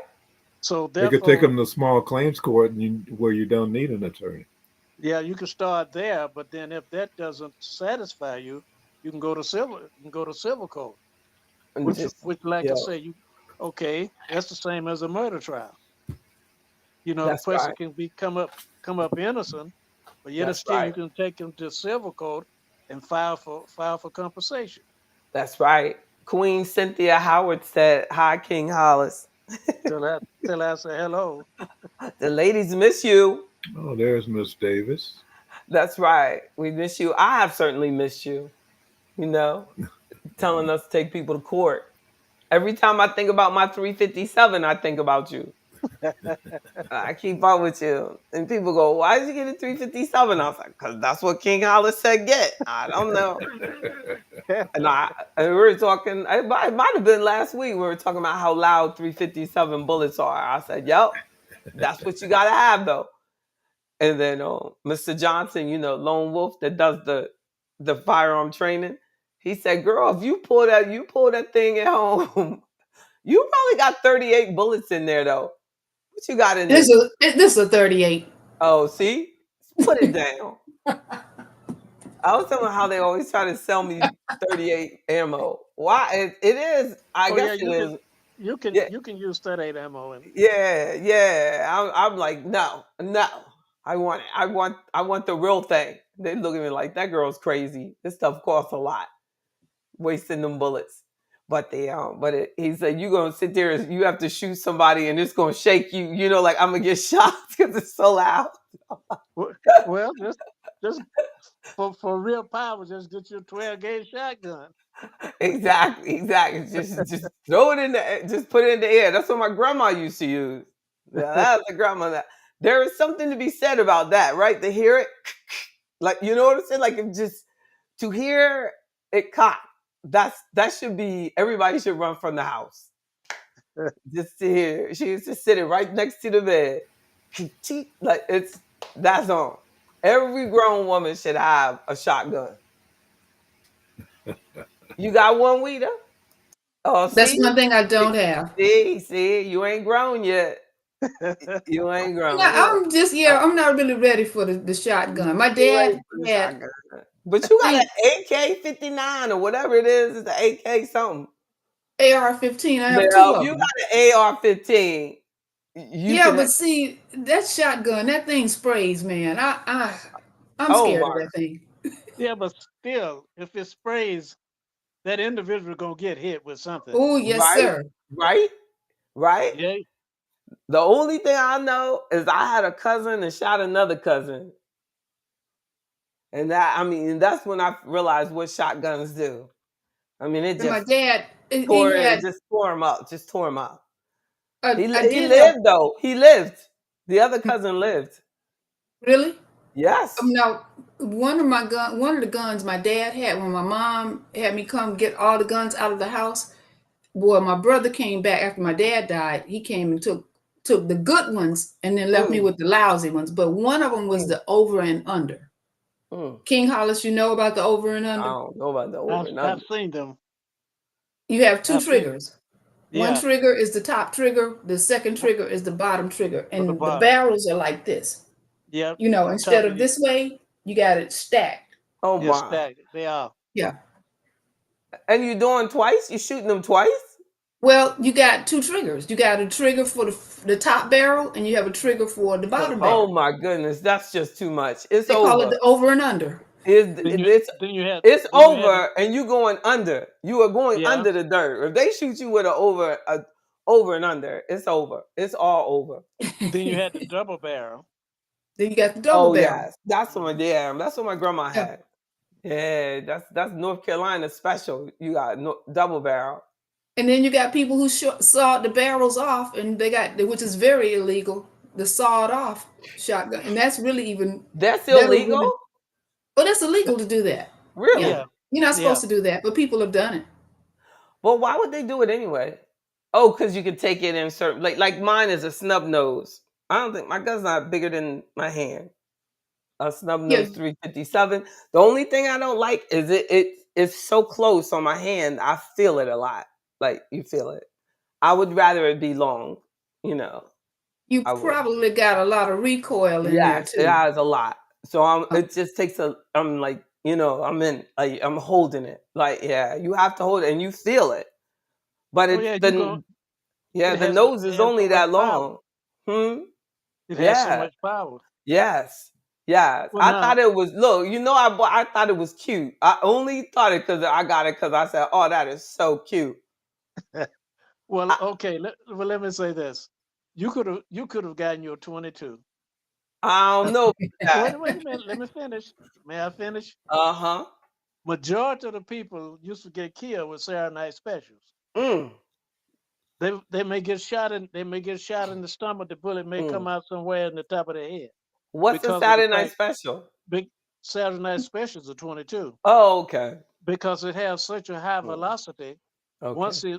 Once it entered the body, you don't know where it may come out. Okay. And So it moves fast and little. there was a lot of people dying, but behind that 22, the You didn't Saturday night say that, special, they were taking out a lot of people. but you didn't say that. No, I I didn't wouldn't say say it that. If you because had said that then, I would have got that. You said that, so look, now I know. But I have to go back. If I go back, that's what I'm gonna get. I'm gonna go and I'm gonna say, I want a Saturday Night Special. And they'll be like, "Ma'am, we have no idea what that is." You think they'll know what it is? they probably will. Oh, they will. You They think will. so? Yes, they will. Oh yeah, they know. Wow, I'm gonna see. I'm gonna see. Yeah, I want a Saturday Night Special. Zach will be like, okay, And see I'm if they got 22. Look, and see if they got one that that'll hold 8 rounds. yeah. Hmm. I think guns could be addictive, like like any other thing. Like you know how people say tattoos are addictive. Like you know, you get one tattoo, you want another. I think you know that guns once you start shooting, you know, just practicing, you know, going. 'Cause I used to go to the range like every Friday. And then something happened, something stopped me, probably shot putter, you know, doing something else. And I just stopped going, but I got to get back into the habit. And then you can try different stuff. But I just went in there first time and I said, "Hey, King Hollis said get a 357. Okay, I'm gonna buy that one." And then that was it. And that's the only one I use. When this, I'm gonna try just you know on. I think it's probably included. Probably I don't know. Maybe it's like a couple more dollars to try 22. And don't let it not hurt my hand. Then I'm gonna be like, yeah, this is the one. It's just like I don't know, but it is. I gotta really be in the right mood. But my hands are stronger than they were, you know, when I first got that. So I just have to go back and see. But definitely, I don't like 9 millimeter. I don't like that because of the thing that flies all up and all that. And so, and I've had one of those things fall on me before. So I definitely like the revolver. It stays where it's supposed to be. Like Yep. if a 22 is a revolver, I'll like it. Yeah, they got a 22 It is. revolver. Oh, okay, that's great. Well, y'all, we now everybody at home, you have had ammo lesson, a union lesson, reading your MOU lesson. What is it called, Reverend Bozeman? We got to read about our job. Memorandum of Understanding. That's right. Read your stuff. And I also was saying, like, read what the union is supposed to do for you. You know, Right. when you join, right? Get that Yeah. memorandum of understanding with them too. What can you expect from them? But it still makes me mad though. That lady with the lump sum. I don't know if you heard that, but don't. Juan says, "Are we having a gun Oh, conversation?" he heard that. Oh, he really had it. Without the wolf. I know. I was trying to say, but at least I gave you a commercial. Lone Wolf Firearm Training. Exactly. Cease the Juan, you got to discussion come now. in. Exactly. I know. He's like, no, I know. Y'all just stop. That's it. See, here's Mr. Jenkins chiming in, like motorcycles, Mr. Jenkins.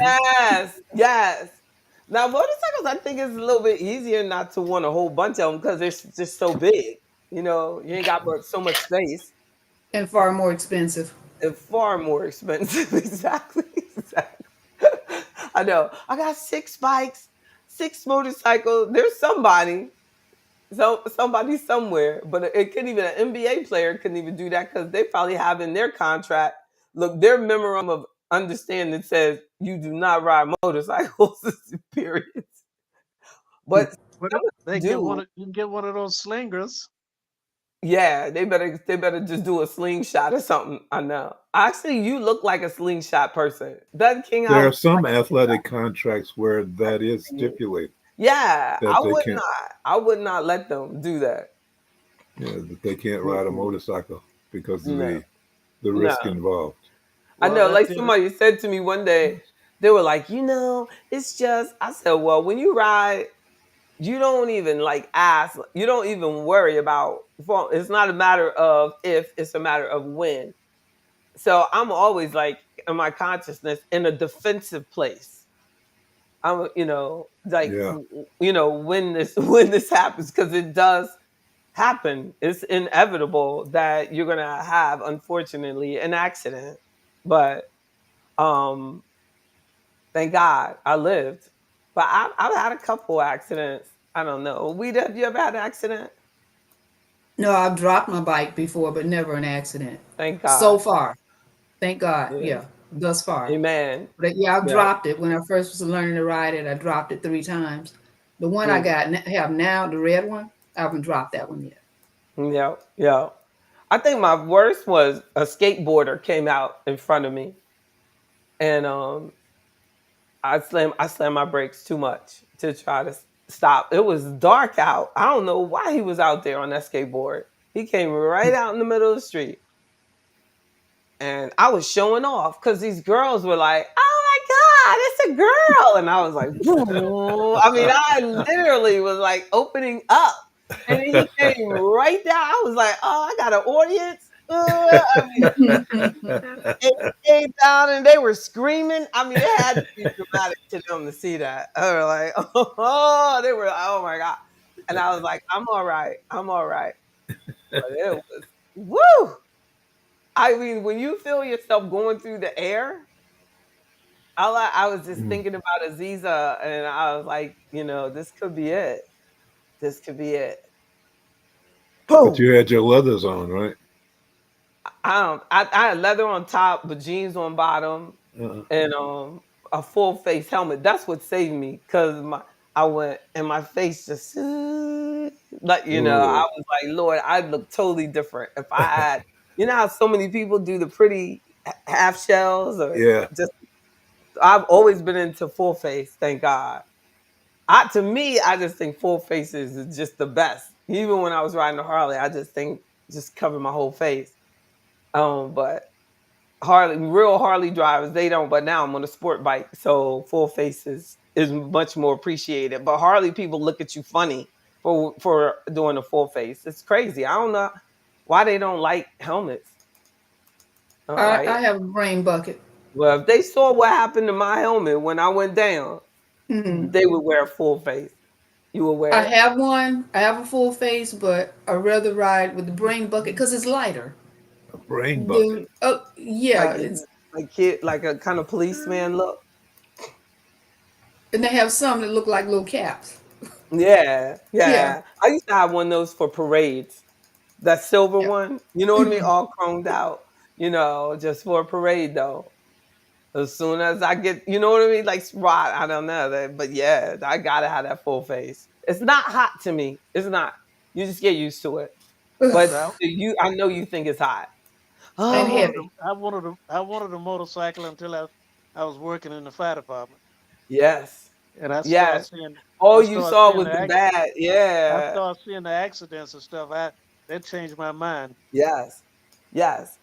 And you can't really, I know why it happens, because you really want to have a good time. You know what I'm saying? So they're pulling it. They're just pulling it. And it's like, but people drive so crazy. You know what I'm saying? Like you have to be wide open in order to really enjoy the bike. You have to have like a big highway open, because people are so sloppy. They don't care. And I don't understand why people start trying to race with a motorcycle. Like, they'll think they can go faster than you and all of it. And it's, so if they really, and then like you said, especially in Maryland, those guys be doing wheelies on the street, and they just do some crazy stuff. You're right about that. Maryland is no joke. They just think they in Florida or something.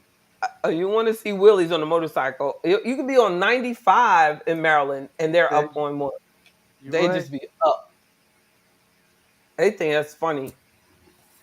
Oh, oh, have both. Oh, you have both, John Conover. Good to see you. Yes, indeed. Got a H, dude, like a grown man. And a sport bike. I love it. Buy used during the cold weather months. Good idea, Mr. Jenkins. Yes. I saw a friend of mine, he bought a used HD and did most of the work on it himself. See, but you have to be that type of person in order to really do it right. I don't do it. I don't even know how to put air in the tire of my cars. You know what I mean? So I'm definitely have to buy it new. We'd have probably like done stuff on hers. I ain't gonna do nothing. I ain't gonna unscrew nothing. I'm not gonna. Only thing I can do is put the battery tender on. Can That's a you know big how to check fatigue. your oil at I least? don't know how to check my oil. Can't put air in your I tires? can't put air. I can't even put air in my car tires. Okay, can you check your oil to your car? I can't check my oil to my car. I did it on the Jeep one time. Oh, Only cause JB. only cause it was going ting ting ting ting. I said, I think it needs oil. Oh Well, my. you need a class. You need a class. I'm just giving it to you. You I need You said, a got Lord, to class. be joking. this thing is like going ting ting ting. You know what I'm saying? I think I should put some oil. So I put some oil in. It was very exciting for me and Aziza. We were like, wow, Mom, we're putting oil in the car. And I was like, I wonder how much. Then you got that challenge, like how much is enough? Or do you put two or one? That that's on a But you're whole at that nother point, you level. need two. You know what I'm saying? There, like King Howard said, we need a whole class for You need a class. yep, yeah. And You- I'm telling you, on my new car, it has no flat tires, right? So the thing says all your tires, that's what the dashboard says. And I keep driving and I gotta stop driving it. It says all your tires need air. Don't go over 80 miles an hour. So I'll be going like 79. Isn't that ignorant? Oh God. Oh my. Mind you, I Oh told my y'all that's goodness. why I was driving on the bus and the Uber, because I'm telling you, I'm not good at this thing. And I'm not good at that. At least I know so I'm just like, I gotta get to the dealership when it's open one day. It's hard to get there. The dealership just for air? Yeah. I Oh, don't JB, know how. no. I'm telling you, these no flats do not have like a screw on. Like it doesn't. I looked at that thing and I said, that is not a regular thing. What kind of car is it? Well, I can't say, like I would tell you, but it's like publicly, but but the tires are called no flats. So they don't go flat. But they gotta be flat because I'm looking at these tires and I'm like, them tires look like they ain't got no air in it. It's low performance. I mean, what is that called? Like High whatever. performance. Yeah. Yeah, low performance. So Well, see, they don't have that much air, but they really look like there's no air. Like, and it could be because the thing is saying it, and the thing probably knows what it's talking about. I gotta assume, right? But Well, it said but you, hey, go to it said all your tires need air. a tire store or to a mechanic, Yeah. But I was and really thinking and about just also going and to the they're also all. dealership. a lot of But your you're cars right. No, now you don't have have to go to the dealership. Just go to no. a tire store and But tell then them. they can't reset. In order for that to come off my screen, it says then you have to reset. But You can but do it by but your but way of one your of steering but one of wheel. the members, he said you just need to look up in the manual to reset it. And that. And your steering But wheel will tell you how to reset it. yeah, You gotta just follow the in the instructions. manual. But I But do if you need to go get to a that air in tire there. store and they put air in, they know how to reset it. In that case, really I'm gonna try to look it up on YouTube. Putting air in that tire. I need to Mm, know. mm, mm. But I'm telling you, it doesn't have a screw cap. It just has like a plug. That must be like a new thing. It just has a plug. Wow. Like you just go like this.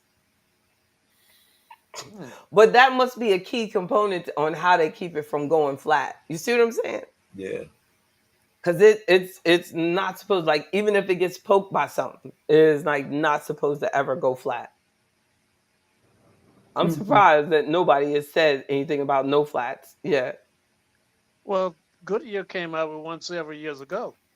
The no flat. Like, yeah, It's, I was hoping that somebody would say yeah, this is like, yeah, yeah, you put the they tire. came out with one several years ago, but the way it was set up, you had an inner tube in it, then you had another tube within that, then you had a tube within that, then you blow the tube up. Once you blow the tube up, it has if there was a nail that stuck in it, it had something in there that seals it, so you wouldn't have a flat.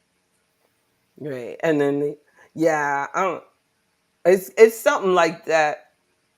You got it all figured out. Exactly. But That's but I you mean need but you need a class on you need he's a like, but class JB, on do not keep riding that car but you need 79 a miles an class hour. you need a I class know. on checking that oil and those fluids, You're right. You're because the right. next thing you know, you burn up an Thank you, engine. Jermaine. That's right.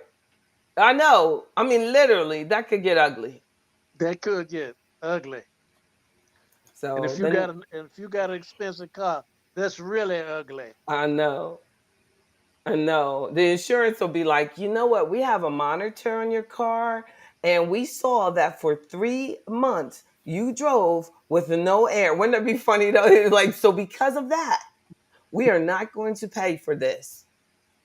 But there is some sort of, I'm sure they can connect. They know your car now.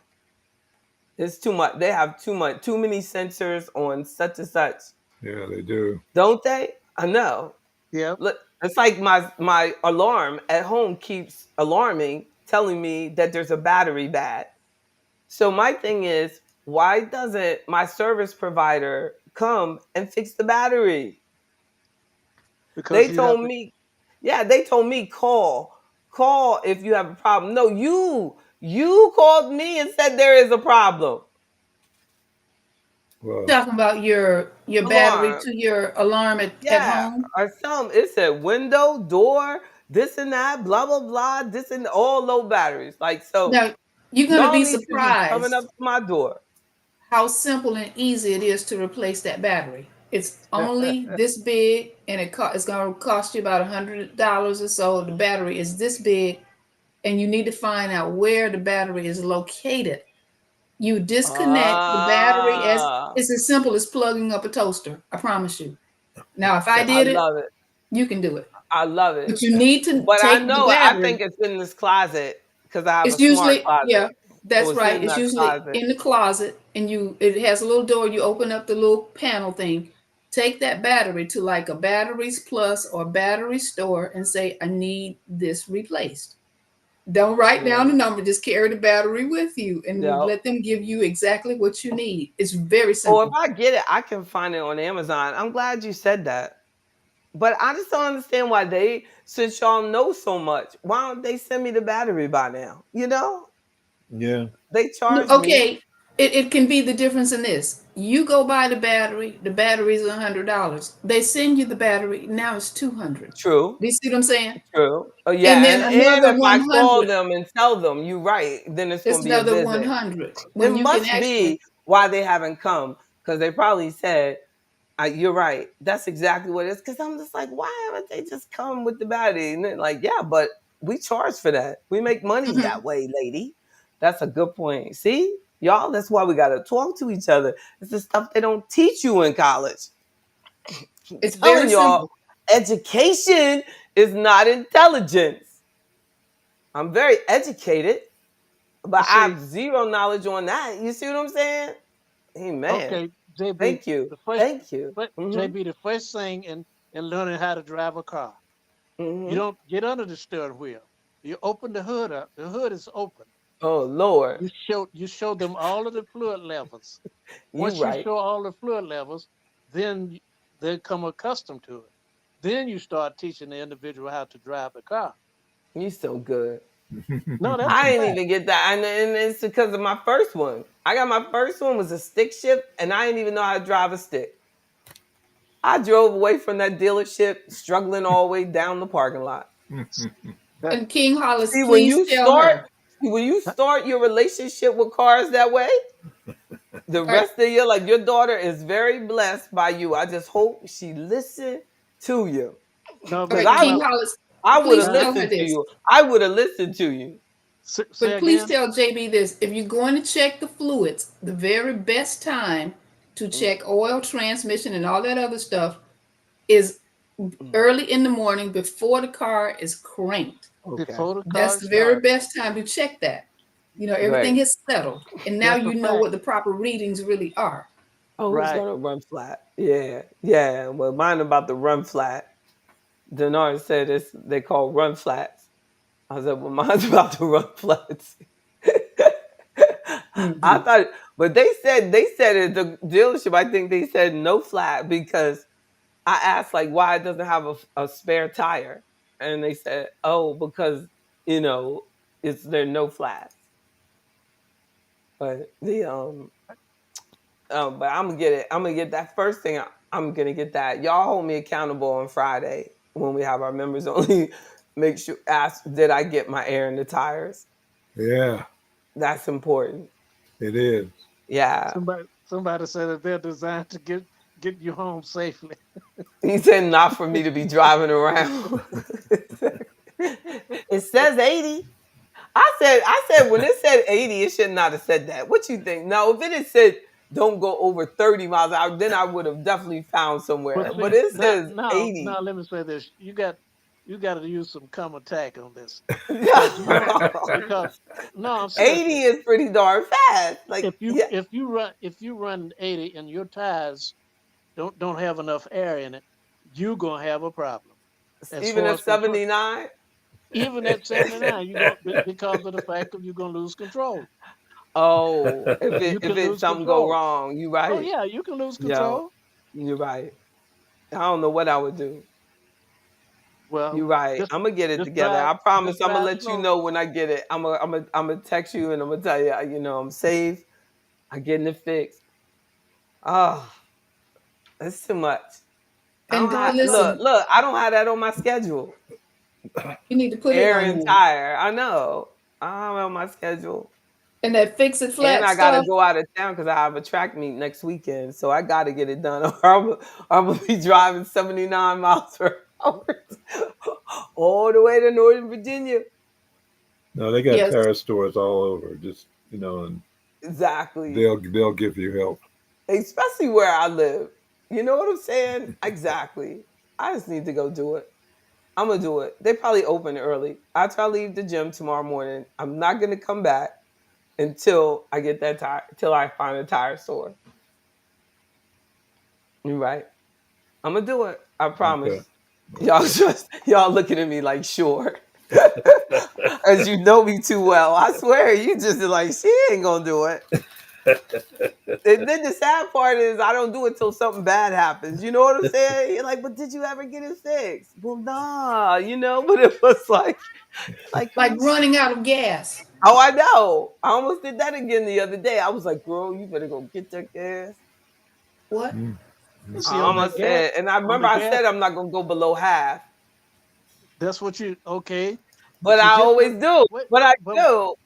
but I do. if you get to a half a tank, put it in Mm, your mind that you are out of you about I'm out of you're about gas. you're out of gas. I Go gotta to the think that. I'm I'm telling serious. you, King Hollis, right Half a after I got the new car, I ran out of gas. I just ran out. I just, I don't know what I was thinking. It was bad. That was a bad day. The cops were so nice to me though. They were so nice. Mm. Even paid for my gas when I went to the store to buy gas. So Mm, mm, that mm. was sweet. Look, the cop felt so bad for me. He said, "No, ma'am, I got it. I got it." He said, and that gas thing was like $20 or something just to get and then a gallon of gas in the thing. It was like, y'all gonna charge for $20 for the gas thing. Gas can. Yeah, the can. It was not a can no more, right? But the gas plastic. Mm. But I'm not. I'm gonna get it together. I can't do Uber forever. I got to grow up, drive my own car. well, y'all have a And good night. you Good to are see the y'all. best. Have a wonderful night. I love you, King Hollis. I love you, Reverend Love you. Bozeman. See you I later. even love you, Weeda. Y'all Low. take care. You too. Good See to you see later, y'all. Mr. Hollis. Thank Good to see you. you all. Good to see you. Oh, Yeah. Right.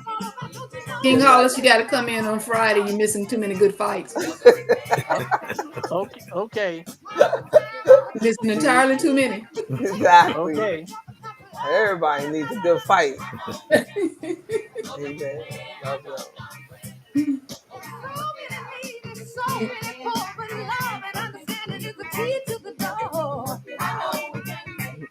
All right. All right.